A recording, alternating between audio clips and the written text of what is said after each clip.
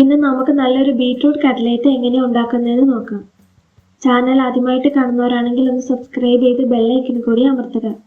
അപ്പോൾ നമുക്ക് നേരെ വീഡിയോയിലേക്ക് പോകാം.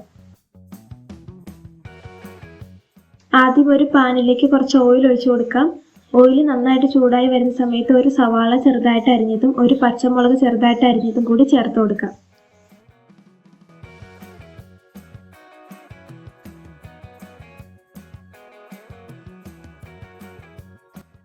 സവാള ഒന്ന് വാടി വരുന്ന സമയത്ത് നമുക്കിതിലേക്ക് 1 ടേബിൾ സ്പൂൺ അളവിൽ ഇഞ്ചി വെളുത്തുള്ളി നന്നായിട്ട് ചതച്ചതും കൂടി ഇട്ട് കൊടുത്തിട്ട് നല്ല രീതിയിലൊന്ന് മിക്സ് ചെയ്തെടുക്കാം. ഇനി ഇതിലേക്ക് പൊടികൾ ചേർത്ത് കൊടുക്കാം. 1 ടീസ്പൂൺ അളവിൽ മുളക് പൊടി, 1 ടീസ്പൂൺ കുരുമുളക് പൊടി, 1 ടീസ്പൂൺ അളവിൽ ഗരം മസാല, ഇത്രയും ചേർത്ത് കൊടുക്കാം.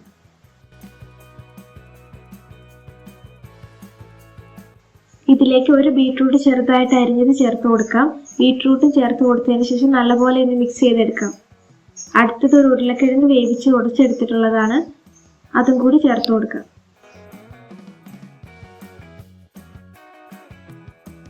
ഇതെല്ലാം ചേർത്ത് കൊടുത്തതിന് ശേഷം ഒരു 1/4 കപ്പ് അളവിൽ ഗ്രീൻ പീസ് വേവിച്ചതും കൂടി ഇട്ട് കൊടുക്കാം. എന്നിട്ട് നന്നായിട്ടൊന്ന് മിക്സ് ചെയ്തെടുക്കാം.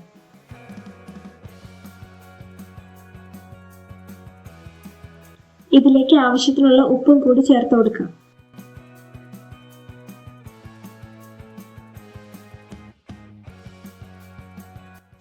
ഇനി ഞാൻ ഇതിലേക്ക് ഒരു 1/4 കപ്പ് അളവിൽ ബ്രെഡ് ക്രംസും കൂടി ഇട്ട് കൊടുക്കുന്നുണ്ട്.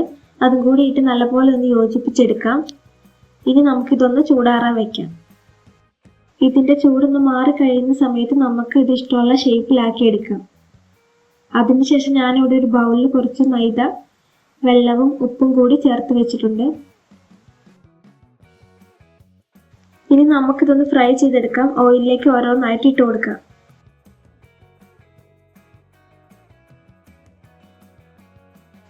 ഇതൊരു മീഡിയം ടു ഹൈ ഫ്ലെയിമിൽ വെക്കാം.